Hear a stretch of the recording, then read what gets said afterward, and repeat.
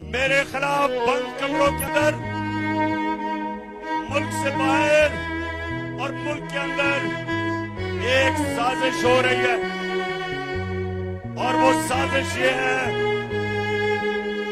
कि वो चाहते हैं कि इमरान खान की जान ले ली जाए।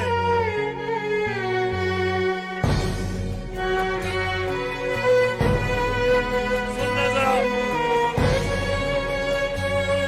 ये साजिश का मुझे पहले पता था और मुझे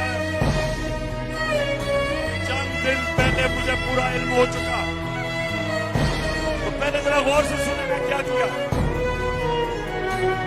मैंने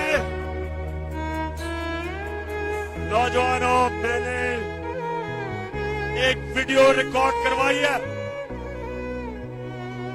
मैंने ये वीडियो रिकॉर्ड करवा के एक महफूज जगह पे रख दी है कि अगर मुझे कुछ होगा, ये वीडियो सारी कौम के सामने आएगी